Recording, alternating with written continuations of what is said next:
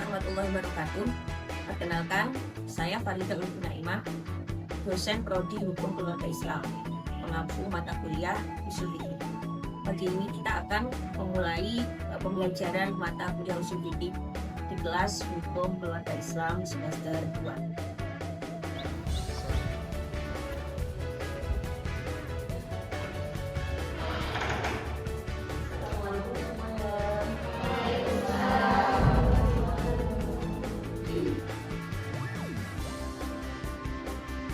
Assalamualaikum warahmatullahi wabarakatuh.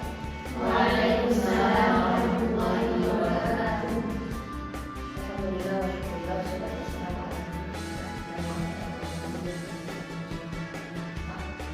Dan mudah-mudahan para mahasiswa semoga siang ini dalam keadaan sehat. Sebelum kuliah ini kita mulai, kita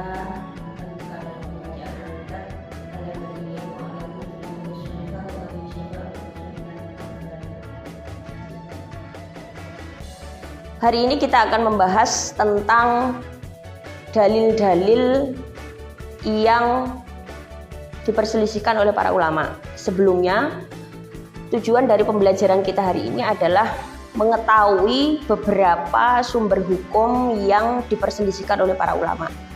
Yang jumlahnya di pertemuan yang dulu itu sudah kita sampaikan ada 7. Nah, kita mulai dari yang pertama. Sebelumnya kita mengingat kembali materi yang kemarin itu, bahwa sumber hukum itu atau dalil itu yang digunakan sebagai acuan dalam pengambilan hukum Islam itu ada dalil yang sifatnya disepakati oleh para ulama atau kita sebut dengan muttafaq alaih, atau yang kedua adalah dalil yang diperselisihkan oleh para ulama atau kita sebut dengan mukhtalaf. Nah, dalil-dalil yang disepakati ini sudah kita terangkan di pertemuan-pertemuan sebelumnya, itu meliputi 4 hal. Ada Al-Quran, ada Al-Hadis, ada Ijma', ada kemudian Qiyas. Nah, ini ketika kita mempelajari istisna, kita harus memahami konsep Qiyas, bahwa Qiyas itu yang paling pokok itu adalah muncul yang disebut dengan ilat. Ilat ini adalah menjadi alasan sebab hukum sesuatu itu bisa ditentukan hukumnya berdasarkan sifat-sifat hukum yang dimiliki. Nah, Qiyas ini ilat, karena ilatnya sangat jelas, bisa teridentifikasi dengan jelas, maka dia disebut dengan Qiyas jali. Sebelum kita melangkah ke istisna. Nah, sedangkan istisna itu adalah sebenarnya konsepnya adalah Qiyas khafi. Nah, karena kita tidak bisa lepas dari materi Qiyas yang kemarin, untuk memahami istisna kita harus sudah menuntaskan materi Qiyas. Kita sampai pada materi istisna, kita lihat definisi istisna terlebih dahulu. Istisna itu terambil dari turunan kata istahsana, yastahsinu, istihsanan. Jadi dia adalah bentuk masdar dari kalimat istahsana yang maknanya adalah mencari kebaikan. Sedangkan menurut ulama usul, istisna itu pengertiannya adalah audulul mujtahid an muqtada qiyasin jaliyin ila muqtada qiyasin khafiyin au an kull hukmin kulliyin ila hukmin istisnaiyin li dalilin in qadaha fi aqlihi rajaha ladaihi hadal udul. Maknanya apa? Istisna itu adalah proses berpindahnya seorang mujtahid dari qiyas jali, tetapi dia lebih memilih qiyas khafi. Alasannya karena ada sesuatu yang secara zahir dia itu layak dimenangkan karena perpindahan tersebut.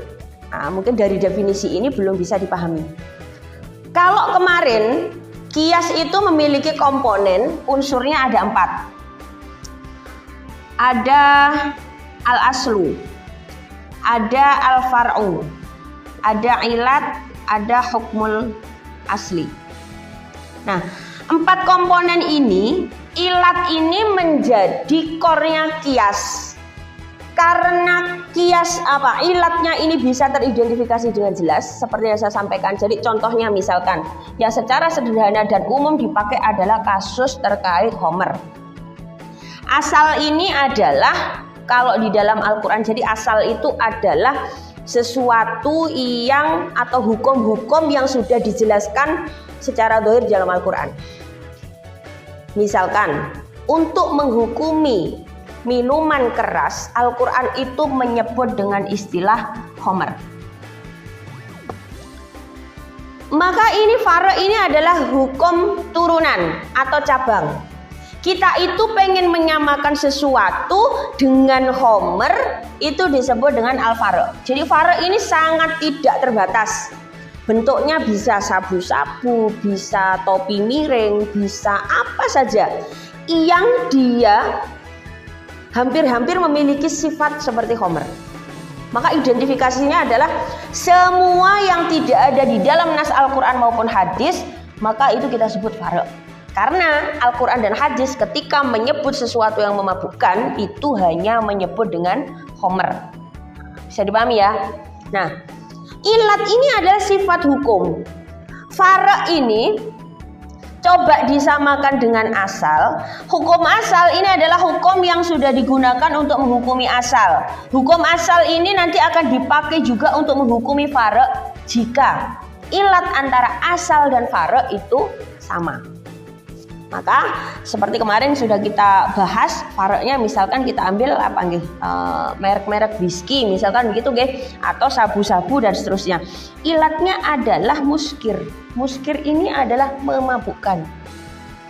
Hukum asalnya kan Homer haram. Jadi whisky atau sabu-sabu dan sejenisnya, narkoba dan sejenisnya itu secara sifat memiliki sifat muskir seperti Homer.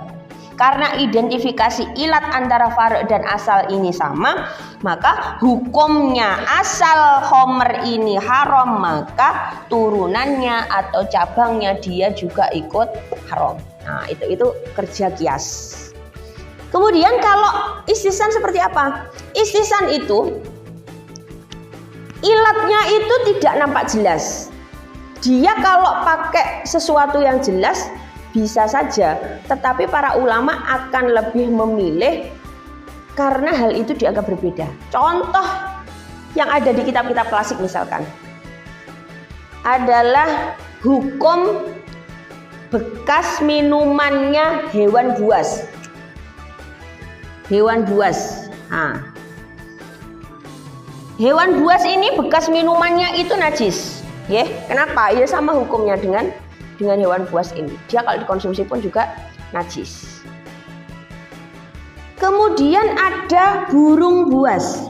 Nah, ini burung buas dan hewan-hewan buas ini kalau pakai metode kias jali, maka dia hukumnya akan sama. Minuman bekasnya burung buas maupun hewan buas, kalau dia kita konsumsi itu hukumnya sama-sama najis. Kenapa? Kalau dihukumi pakai kias, ilatnya adalah karena dia sama-sama buas. Tetapi ternyata para ulama membedakan burung buas ini meskipun dia buas tidak sama dengan hewan buas. Khususnya dari cara minum. Minumnya pakai apa? Kalau burung buas, burung pakai apa? Pakai paruh. Paruh itu kalau nalar berpikirnya dia terbuat dari tulang dan tulang itu hukumnya suci. Maka ini menurut Imam Abu Hanifah sebagai pemilik branding konsep istihsan itu menganggap burung buas tidak bisa disamakan hukumnya dengan hewan buas. Ini yang disebut kenapa ulama memilih berpindah dari kias jali kepada kias khafi. Karena dia tidak sama. Nampaknya saja sama tetapi dalamnya tidak sama. Akhirnya kalau ini dibedakan berarti hukumnya beda. Menurut metode istihsan, bekas minumannya hewan buas ini akan tetap najis, tetapi bekas minumannya burung buas ini kalau pakai metode istisan tidak najis. Ya begitu. Misalkan perempuan yang menstruasi ketika dia membaca Al-Quran. Ini kalau dia menggunakan kias ilatnya menggunakan metode kias. Ini dia kalau disamakan dengan orang junub. Jadi orang junub itu apa saja? Contohnya siapa saja orang junub itu misalnya? Apa? Orang junub itu siapa saja? Jadi orang yang dia dalam kondisi hadas besar itu siapa saja selain orang menstruasi? Ada orang yang mimpi basah tapi basah betul ya. Bukan hanya mimpi maksudnya.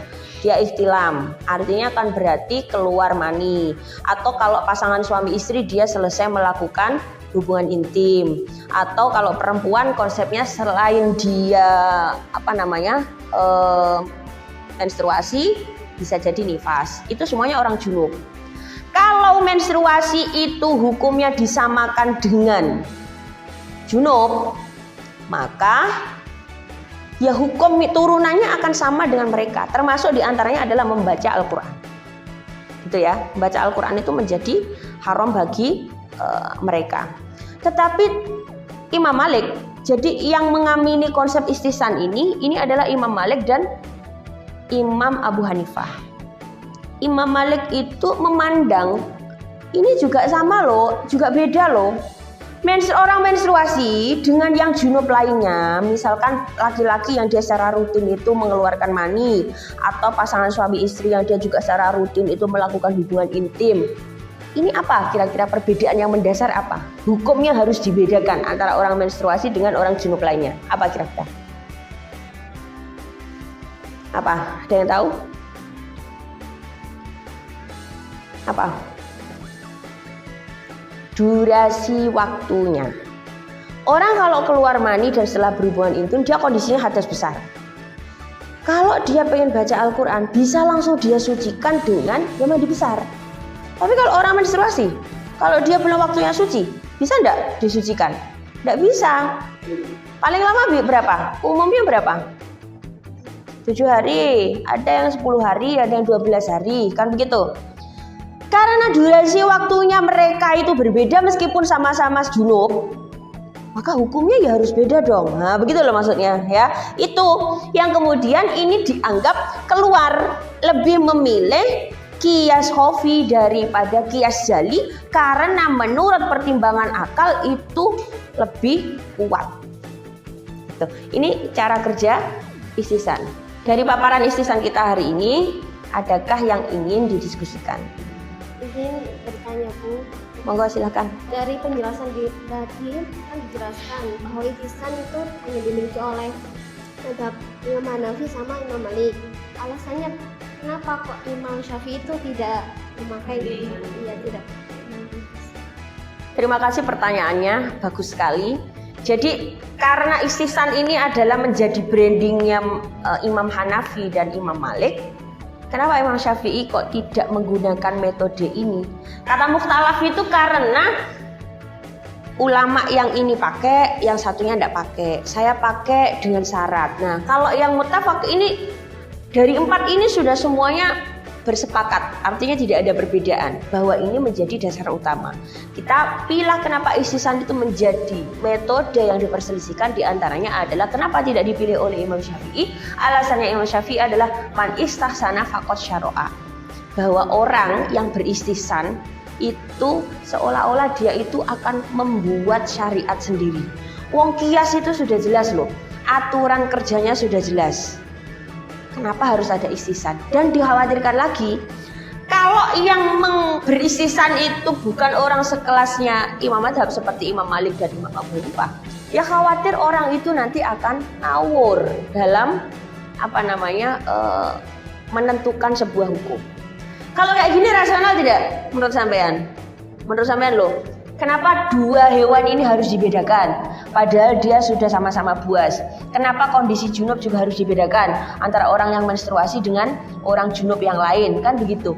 Ini kan pertimbangannya kan detail sekali. Dan ini kalau kelas kita, artinya seukuran kita dan sekelas kita, yang ilmunya mungkin pas-pasan, ngajinya nanggung, pengetahuannya juga tidak mendalam, tiba-tiba kemudian menggunakan istihsan itu kan nanti ini yang diantaranya dikhawatirkan oleh Imam Syafi'i. Nah, karena beliau mengatakan man istahsana faqad syar'a. Bisa dipahami ya? Setelah kita menjelaskan konsep istihsan dengan sangat detail, selanjutnya kita nanti akan sampai pada metode maslahatul mursalah. Nah, ini juga ada keterkaitan sehingga setiap metode itu sekali dia tidak paham itu nanti berikutnya itu nanti akan terlepas juga. Nah, karena maslahah mursalah itu seperti apa? Kalau istihsan itu masih ada ilatnya, kiasnya jenisnya adalah khofi. Khofi itu samar ya. Kalau jali itu jelas seperti yang kita pelajari ketika materi kias.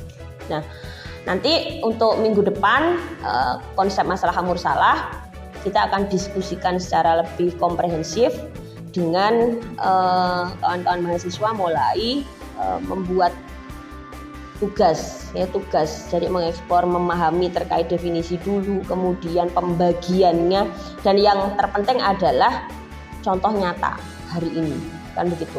Misalnya kalau ada orang nanya, lampu penyeberangan, dalilnya mana? Kentongan di masjid, dalilnya mana? Kan begitu. Jadi kalau dalil itu kan tidak selalu Al-Quran dan hadis, karena dalil itu berderet banyak sekali. Dalil yang mana dulu? Ada yang disepakati para ulama, ada yang diperselisihkan para ulama. Sehingga kalau nanya dalil, kamu cari kentongan di dalam Al-Quran dan hadis, nggak akan muncul yang namanya kentongan dan traffic light itu tidak akan muncul. Nah, tetapi bagaimana kita kemudian membangun nalar berpikir kita bahwa contoh dua itu adalah kategori sesuatu yang disyariatkan, kan begitu ya. Sehingga nanti untuk materi berikutnya kita akan membahas dan mendiskusikan maslahatul mursalah. Mungkin kita cukupkan materi kita hari ini. Jika tidak ada yang ingin didiskusikan, kita tutup pertemuan kita dengan bacaan hamdalah bersama-sama. Alhamdulillahirabbil alamin. Semoga yang sedikit ini bisa memberikan kemanfaatan. Saya akhiri wallahu yarhamuna birahmah. Wassalamualaikum warahmatullahi wabarakatuh. Waalaikumsalam warahmatullahi wabarakatuh.